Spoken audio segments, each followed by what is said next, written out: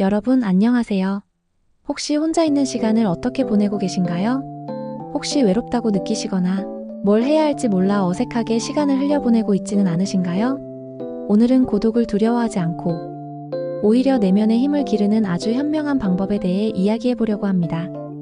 고독은 단순한 외로움이 아니라 자신을 돌아보고 정서적으로 충전하는 귀중한 시간이라는 사실 알고 계셨나요? 최근 연구들에 따르면 의식적으로 자신과 연결되는 시간을 가질 때 생각이 훨씬 명료해지고 감정의 균형을 되찾으며 내면과의 깊은 유대감을 형성할 수 있다고 해요. 그러니까 너무 과도한 사회적 교류에서 잠시 벗어나 혼자만의 시간을 가지면서 삶의 균형을 찾아보는 게 정말 중요하겠죠? 생각해보면 우리 주변에는 늘 사람이 많고 스마트폰 알림은 쉴 새 없이 울리고 뭔가 끊임없이 연결되어 있어야 할 것만 같은 압박감이 있잖아요.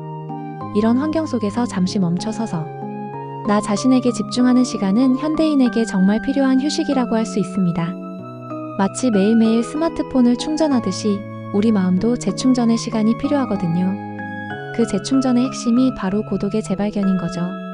사실 고독이란 단어 자체가 주는 어감 때문에 많은 분들이 부정적인 느낌을 가질 수도 있어요. 마치 세상과 단절된 것 같고 소외된 것 같은 기분 말이죠. 하지만 심리학자들과 뇌과학자들의 최신 연구들은 이런 고정관념을 깨부수고 있습니다. 그들은 고독을 자기 성찰의 기회이자 창의성의 원천으로 재정의하고 있어요. 혼자 있는 시간을 통해 우리는 비로소 외부의 소음에서 벗어나 내면의 목소리에 귀 기울일 수 있게 됩니다. 이는 우리의 진정한 욕구와 감정을 이해하는 데 필수적인 과정입니다. 혼자만의 시간을 가짐으로써 우리는 스스로의 가치를 재확인하고 불안감을 줄이며 삶에 대한 통제감을 높일 수 있습니다. 정말 멋지지 않나요? 물론 여기서 말하는 고독은 아무것도 안 하고 가만히 있는 시간만을 의미하지는 않아요. 흥미롭게도 최신 연구들은 혼자 있을 때조차 미디어를 적절히 활용하는 것이 정서적 회복에 도움이 될 수 있다고 말합니다. 예를 들어 책을 읽거나 휴대폰으로 좋은 글을 찾아보거나 잔잔한 음악을 듣는 것처럼요. 완전한 고독보다는 카페나 대중교통처럼 다른 사람들과 함께 있는 환경에서 혼자만의 시간을 보내는 것도 긍정적인 영향을 줄 수 있다고 해요. 여기서 중요한 포인트는 바로 자신의 선택과 목적성입니다. 내가 원해서 그리고 나에게 도움이 될 만한 활동을 하는 것이죠. 무의미하게 시간을 흘려보내거나 나를 지치게 하는 활동에 매몰되는 것은 피해야 합니다. 예를 들어 타인의 삶을 엿보는 SNS 탐색에만 시간을 낭비하거나 부정적인 뉴스에만 몰두하는 것은 혼자 있는 시간을 효과적으로 활용하는 방법이 아니겠죠? 내가 뭘 할 때 기분이 좋아지는지, 어떤 활동이 나에게 에너지를 주는지 잘 파악하는 게 핵심입니다. 자신을 재충전시키지 못하는 활동은 과감히 멈추는 용기도 필요합니다. 진정한 고독은 바로 자발적인 고독입니다. 타인을 기쁘게 하기 위한 목적이 아니라 오롯이 자신의 감정과 욕구에 집중하고 내면에 귀 기울이는 시간이죠. 누가 시켜서 하는 게 아니라 내가 원해서 나를 위해 시간을 쓰는 거예요. 이렇게 자신에게 집중하는 시간을 가지면 우리의 뇌는 또 다른 능력을 발휘한다고 합니다. 특히 혼자 있을 때 우뇌가 활성화되면서 창의적인 활동에 큰 도움이 된다고 해요. 우뇌는 직관, 감성, 창의력을 담당하는 영역이거든요. 뭔가 새로운 아이디어가 필요하거나 복잡한 문제에 대한 해답을 찾고 싶을 때 혼자만의 시간을 가져보는 건 어떨까요? 외부의 방해 없이 오직 자신에게만 집중할 때 우리의 뇌는 잠재되어 있던 능력을 발휘하며 놀라운 통찰력을 선사할 수 있습니다. 그렇다면 혼자 있는 시간을 현명하게 보내면서 내면의 힘을 기를 수 있는 구체적인 방법들은 무엇이 있을까요? 함께 알아봅시다. 첫 번째는 바로 독서입니다. 책은 정말 최고의 친구이자 스승이라고 할 수 있죠. 책을 읽으면서 우리는 저자의 생각과 삶을 간접적으로 경험하고 그 속에서 우리의 삶을 비교하며 감정적으로 이입하게 됩니다. 이런 깊이 있는 경험은 오롯이 혼자 있을 때만 온전히 얻을 수 있는 선물이에요. 책 속에 빠져드는 순간 우리는 현실의 걱정에서 잠시 벗어나 다른 세상으로 여행을 떠나게 됩니다. 뇌과학적으로도 독서는 뇌의 신경세포를 강화하고 지혜의 신경망을 만들어낸다고 하니 독서만큼 훌륭한 내면 강화 활동은 없을 거예요.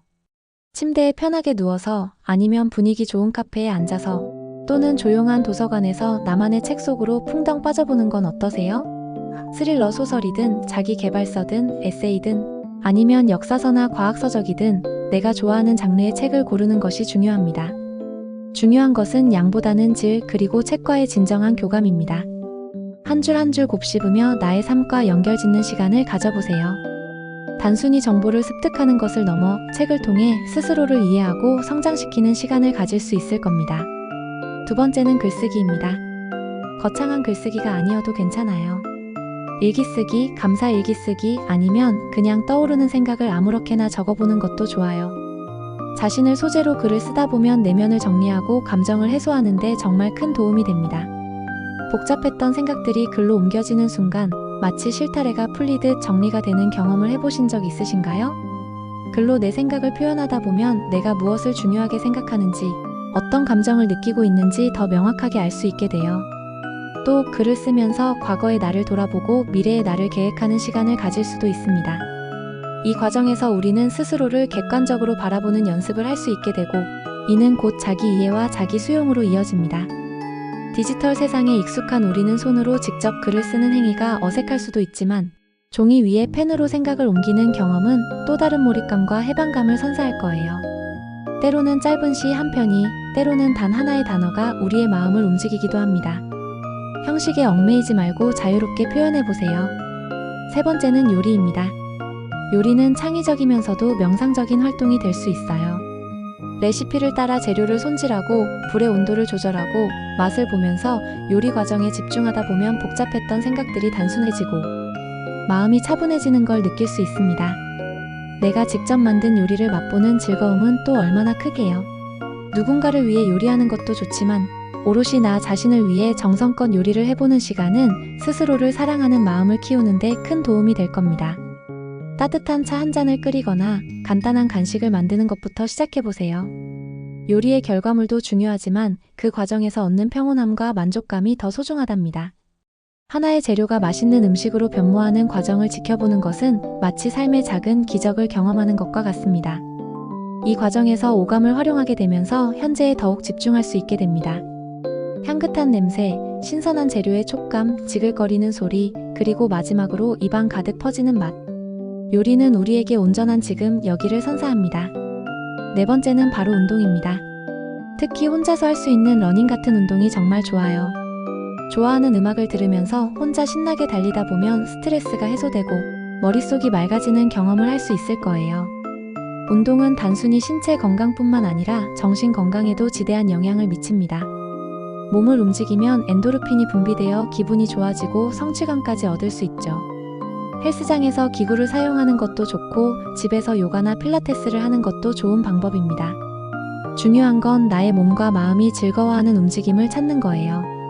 혼자서 땀 흘리며 운동하는 시간은 나 자신에게 온전히 집중하고 내 몸의 소리에 귀 기울이는 소중한 기회가 될 것입니다. 운동을 통해 얻는 육체적인 고통과 그것을 이겨냈을 때의 희열은 우리의 정신력을 강하게 만들어줍니다. 나 자신과의 약속을 지키고 목표를 달성하는 과정을 통해 자존감이 높아지는 것을 느낄 수 있을 거예요. 마치 땀방울이 우리의 걱정을 씻어내듯 운동은 몸과 마음을 정화하는 강력한 도구가 됩니다. 다섯 번째는 바로 자연과 교감하는 시간입니다. 텃밭을 가꾸는 것이 한 예가 될 수 있죠. 식물, 곤충, 새, 동물 등 자연의 일부와 함께하는 시간은 우리의 정신적, 신체적 건강을 증진시키는 데 정말 효과적입니다. 도시 생활에 지쳐 있다면 주말에 가까운 공원이나 숲을 찾아 산책하는 것만으로도 큰 위로가 될 거예요. 나무와 풀냄새를 맡고 새소리를 들으면서 자연의 에너지를 느껴보세요. 자연은 우리에게 생각할 시간과 평온함을 선물해줍니다. 꼭 텃밭이 아니더라도 집안에 작은 화분을 키우거나 창밖의 풍경을 바라보면서 자연의 변화를 관찰하는 것도 좋은 방법입니다. 자연은 우리에게 삶의 지혜와 겸손함을 가르쳐주죠.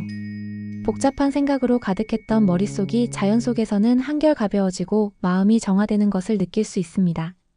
계절의 변화를 온몸으로 느끼고 작은 생명들의 움직임을 관찰하면서 우리는 삶의 경이로움을 다시금 깨닫게 됩니다. 자연은 우리에게 진정한 휴식을 제공하며 내면의 평화를 되찾는 데 큰 도움을 줍니다.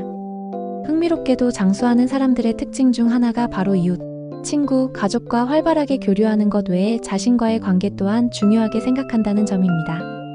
끊임없이 부지런하게 움직이는 것도 장수의 비결이라고 하니 혼자 있는 시간에도 뭔가 의미 있는 활동을 꾸준히 하는 것이 좋겠죠?